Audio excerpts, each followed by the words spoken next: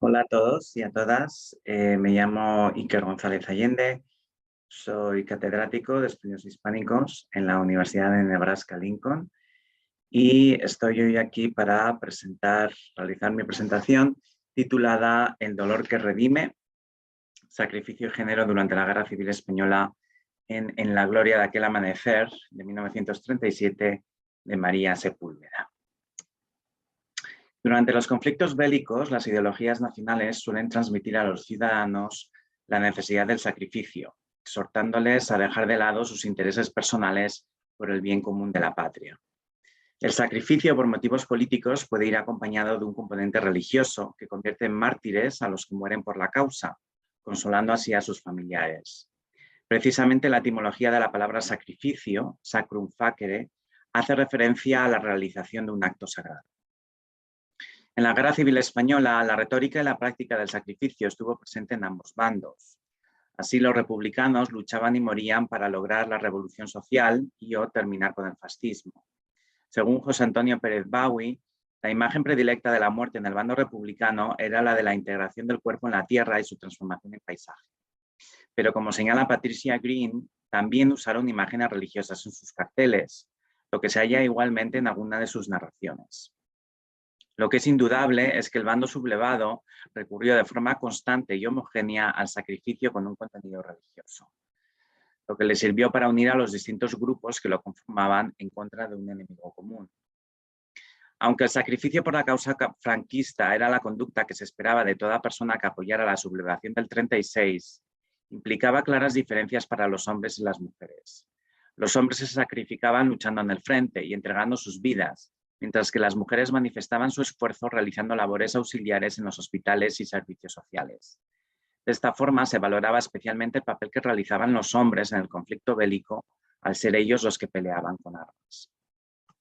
La necesidad del sacrificio de hombres y mujeres en el bando sublevado es precisamente el tema principal de la novela En la gloria de aquel amanecer de María Sepúlveda. En la obra, los sacrificios causados por la guerra se consideran como hechos necesarios que sirven para redimir a las personas y purgar a la nación de la decadencia provocada por la Segunda República. Los dos hermanos protagonistas buscan sacrificar su vida por la patria, no importándoles morir y considerando bella la muerte por España.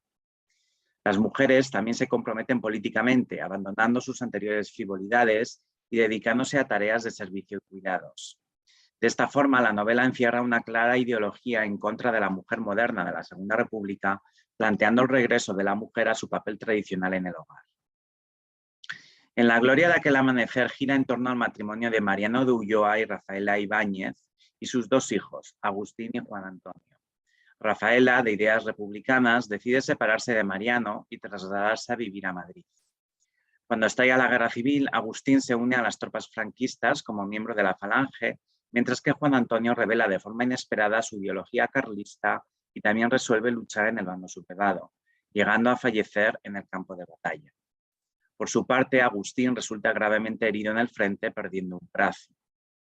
Las circunstancias de sus hijos provocan que Rafaela retorne a su matrimonio y adopte el papel de esposa y madre abnegada.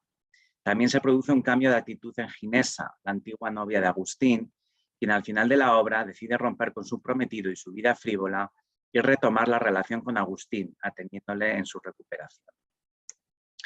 La ideología conservadora de María Sepúlveda también está presente en las numerosas novelas rosa que publicó desde la década de 1920 hasta finales de los años 40. Asimismo, formó parte de la organización Acción Católica de la Mujer y fue autora de artículos en revistas católicas en contra del laicismo. Durante la Guerra Civil publicó otras dos novelas, Triunfo, de 1938, y Una mujercita fuerte y animosa, también del mismo año. La primera de ellas guarda estrechas relaciones con En la gloria de aquel amanecer, ya que también critica duramente a la mujer frívola y muestra una transformación positiva de la personalidad de los personajes debido a la guerra. En la gloria de aquel amanecer manifiesta algunas de las características que Ángela Ena Bordonada considera propias de las novelas franquistas de autoría femenina durante la Guerra Civil, como la exaltación de los valores de Franco, la asociación de la religión con España, los elogios al ejército y el ataque a los enemigos. En lo que se diferencia la novela de Sepúlveda de otras obras firmadas por autoras franquistas durante la guerra, como Concha Espina, Pilar Millán Astray y Ana María de Foronda, es que no se enfoca exclusivamente en la vida de los no combatientes o en la situación en la retaguardia, puesto que sus protagonistas son dos hermanos que se alistan en el ejército y se narran algunas batallas. El predominio del punto de vista masculino de los soldados quizás se deba al público para el que, según Sepúlveda, escribió mayoritariamente la novela, los veteranos heridos. Así se indica en la página inicial del libro, y cito: «Soldado hermano que en el hospital convaleces de tu herida. Yo quisiera visitarte en ese hospital, pero ya que esto no me es posible, quiero hacerte llegar estas líneas y este libro en el cual deseo que encuentres unas horas de deleite y unas doctrinas sanas que alimenten tu espíritu y fortifiquen tu fe y patriotismo». Fin de cita. Los soldados convalecientes podrían estar interesados en la historia de Agustín y sentirse animados por el final feliz en el que el protagonista, a pesar de su cuerpo mutilado, mantiene su hegemonía masculina al ser admirado y respetado en la familia. El sacrificio por la causa franquista que realizan Agustín y Juan Antonio en el frente se presenta siempre como purificador y salvador, no solo para España, sino también para ellos mismos y sus familiares. La novela insiste en que la guerra, además de suponer un beneficio para el país, puede regenerar y redimir a las personas. Cito: «Esta guerra de reconquista patria lo es también de reconquista individual. Todos nos purificamos por el dolor». Fin de cita. No resulta casual que los dos hermanos adopten una ideología política diferente, la Falange y el carlismo respectivamente. Ambos encarnan las cualidades estereotípicas de dichos movimientos políticos. Agustín es descrito como muchacho de empuje, de acción. La Falange se basaba precisamente en el modelo del hombre que recurre a la violencia, opuesto al pacifismo. Por su parte, Juan Antonio se declara requeté para continuar la tradición carlista de su abuelo materno.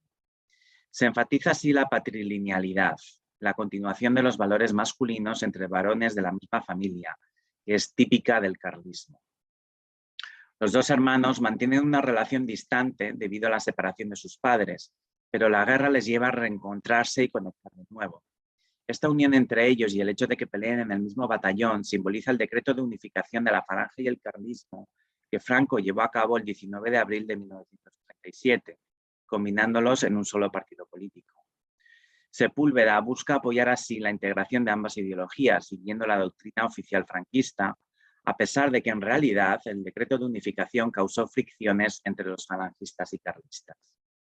La autora considera ambas organizaciones complementarias en beneficio de la causa sublevada, porque la Falange, por su orientación juvenil, apunta al futuro de la nación, mientras que el carlismo, por su enfoque en las tradiciones, conecta a España con su pasado. La portada del libro, con una ilustración de Carlos Sáenz de Tejada, manifiesta la unión y colaboración de los falangistas y carlistas. Agustín y Juan Antonio aparecen de costado en la cima de una montaña, llevando los símbolos de sus respectivas ideologías, la boina roja carlista y la camisa azul falangista. Ambos apoyan con las manos su fusil sobre la tierra, representando así su conexión con la nación y su lucha por ella. Al mismo tiempo, avistan la cumbre de otra montaña en la lejanía, en la que ondea una bandera española iluminada por el sol del amanecer. El amanecer, término que se incluye en el título de la novela, fue un símbolo recurrente de la ideología falangista para referirse al comienzo de una nueva nación opuesta a la España de la Segunda República. Para motivar el sacrificio de los soldados, el conflicto bélico se describe como una nueva reconquista, como una cruzada o una guerra religiosa. El gobierno de la Segunda República se presenta como causante de la destrucción del país. Además, se indica que los republicanos quieren entregar la nación a los comunistas extranjeros. Esta visión demoníaca del enemigo como destructor de España sirve para motivar a los hombres a unirse al ejército de los sublevados y animar a los soldados franquistas a pelear en las batallas. Por eso, Agustín y Juan Antonio se ofrecen voluntarios para alistarse en las filas del ejército franquista. La novela idealiza la participación militar de los jóvenes, mostrándola como una experiencia sublime y obviando las numerosas miserias y miedos que experimentaban los combatientes en el frente. Esta plenitud personal que, según la propaganda franquista, logran los soldados en la guerra, viene acompañada de virilidad. La transformación experimentada por Juan Antonio al comprometerse con el carlismo ejemplifica cómo la guerra puede servir para que los hombres prueben su masculinidad en la sociedad, una realidad que numerosos estudios han señalado. El joven pasa de ser tímido, débil y sugestionable a comportarse de forma resolutiva, optimista y tranquila. De esta manera, el conflicto bélico implica su rito de paso a la masculinidad. Y cito, su voz, de ordinario apagada, tenía acentos de honda emoción, su mirada un fuego desusado, y era como si de pronto se hubiera hecho más hombre, más fuerte. Fin de cita. Los gobiernos son conscientes de que la promesa de masculinidad resulta efectiva para atraer a los jóvenes a la lucha armada, y la novela de Sepúlveda recurre propagandísticamente a ello para convencer a los hombres de la necesidad de unirse al ejército franquista. Además de por los motivos heroicos, la novela enfatiza que los dos protagonistas luchan en el frente porque es su deber nacional. Al dejar de lado sus intereses personales y batallar por el beneficio de su patria, el soldado se convierte en un héroe y mártir para la ideología franquista, adquiriendo su sacrificio un componente religioso. Agustín y Juan Antonio manifiestan su deseo de morir en el frente porque perder la vida implica el máximo sacrificio posible por la nación. Juan Antonio opina que a través de la muerte se alcanza la heroicidad y la inmortalidad, mientras que Agustín expresa masoquistamente sus ganas de ser herido en la guerra. Cito, yo llevo meses deseando que me alcance una bala y nada. Todos tenemos envidia a los que vierten su sangre por España. La creencia en la salvación eterna del alma y en la guerra como una cruzada favorecía que los falangistas no tuvieran miedo a morir. Mary Vincent señala que los soldados del bando franquista morían sin poner resistencia a sus enemigos para asemejarse a los primeros cristianos. Por eso Agustín describe la muerte como alegre y gloriosa. Cito, un pasar de la guardia de acá a la de allá, un sacrificio más total y completo, la entrega de la vida en manos de Dios para seguir presentes en el afán de los que quedaran luchando. Fin de cita.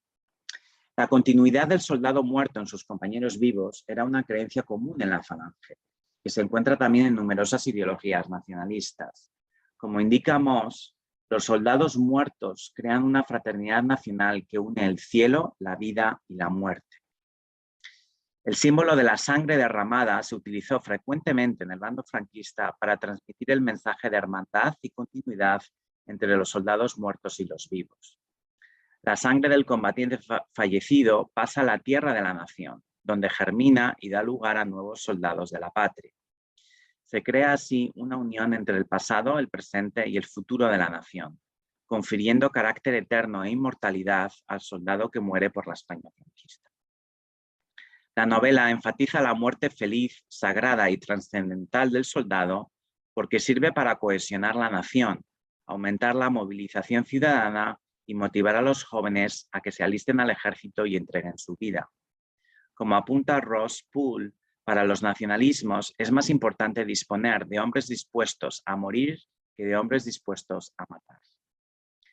Precisamente Juan Antonio termina falleciendo en el campo de batalla de forma rápida y sin dolor. La novela insiste en que los familiares y padres de los soldados fallecidos deben aceptar sus muertes con resignación y orgullo, sin lamentos. En la población civil, el sufrimiento por los familiares muertos también se considera una experiencia que purifica y hace mejorar a las personas. Cito, pero lo maravilloso era que el dolor, lejos de abatir, fortalecía. Fin de cita. El sacrificio por la causa franquista realizado por ambos hermanos se presenta como necesario y positivo porque provoca un cambio favorable en los dos personajes femeninos principales, Rafaela y Ginesa. La lucha de Juan Antonio y Agustín por España se relaciona con su deseo de que Rafaela y Ginesa abandonen su vida frívola y adopten el papel femenino tradicional. Por eso se produce una identificación entre España y la madre o la novia. Así, el fallecimiento de Juan Antonio transforma a su madre, Rafaela, mientras que la minusvalía de Agustín hace cambiar a la que fuera su novia, Ginesa. Entonces, Rafaela pasa de ser una mujer egoísta que abandona su hogar a una madre y esposa abnegada al volver a vivir con su marido y dedicarse a cuidar a Agustín. Cito, estaba en su puesto sagrado de esposa y de madre. Fin de cita. De esta forma, la novela ofrece un claro mensaje en contra de la mujer moderna de los años 30 y de su comportamiento liberal, el cual se identifica con la destrucción del hogar y de los valores tradicionales de España. Y en la novela hay mucha también insistencia en que la Segunda República aprueba el divorcio y entonces eso supone la destrucción del hogar. Entonces se insiste mucho en la idea de la indisolubilidad del matrimonio. Entonces se identifica a Rafaela con España, ya que al igual que España recupera sus valores tradicionales con Franco después de la Segunda República, Rafaela abandona su ideología y comportamiento liberal y adopta una feminidad tradicional. Ginesa igualmente experimenta una transformación radical al final de la novela. Si durante el año en que fueron novios Agustín intentó sin éxito que fuera menos altiva e inflexible, el hecho de que él esté a punto de morir en la guerra provoca que la joven cambie su estilo de vida. Ginesa decide romper con su prometido y retomar su relación con Agustín, renunciando a su individualidad para seguir sumisa a su voluntad y ser su enfermera el resto de su vida. Cito: vengo dispuesta a ser lo que tú quieras que sea. Fin de cita. Este mensaje de sometimiento y entrega de las mujeres a los veteranos de guerra era recurrente a comienzos del franquismo, con el objetivo de reconstruir la sociedad civil de forma patriarcal por medio de la integración de los heridos de guerra en el hogar tradicional como padres de familia. Entonces, al principio del franquismo, incluso a finales de la guerra civil, lo que se produce es un cambio en el modelo de masculinidad y se pasa de una masculinidad militar, enfocada pues, en la masculinidad del soldado, hacia una masculinidad cívica enfocada en la masculinidad del padre de familia, que es, de esta forma se reintegra a los heridos de guerra dentro de la sociedad franquista y al mismo tiempo se consigue contrarrestar la emasculación que pudieran sentir por sus heridas de guerra o por sus cuerpos mutilados, como en este caso. Ya para las conclusiones, bueno, En la gloria de aquel amanecer es una novela que sigue los postulados oficiales del bando franquista durante la guerra civil, proponiendo como modelo de conducta el sacrificio, tanto de los que luchan con las armas en el frente como de los que permanecen en la retaguardia. Los dos hermanos protagonistas participan voluntariamente en la guerra y buscan entregar su vida en ella porque conciben la muerte por la causa franquista como el sacrificio supremo por la patria. La creencia en la continuidad entre soldados muertos y vivos, la salvación religiosa tras la muerte y la adquisición del estatus de héroe nacional coadyuvan a sostener el dogma franquista de la muerte feliz por España. El sacrificio se configura, por tanto, como un deber nacional y sagrado, como una experiencia gozosa que conlleva consecuencias positivas. Así se reafirma la entrega realizada por los soldados heridos y se anima a los hombres a dar su vida por la causa franquista. A las mujeres se les pide abnegación y dedicación a los hombres en su papel como madres, esposas o novias. El sacrificio de los dos protagonistas masculinos, es decir, la muerte de Juan Antonio y el cuerpo mutilado de Agustín, revelan cómo la nación franquista se construye como un proyecto masculino por el que los hombres luchan para establecer al mismo tiempo su concepción de España y su ideal tradicional de mujer, en clara oposición a la España republicana y a la mujer emancipada. Bueno, pues esto sería todo. Gracias a todos y pues aquellas personas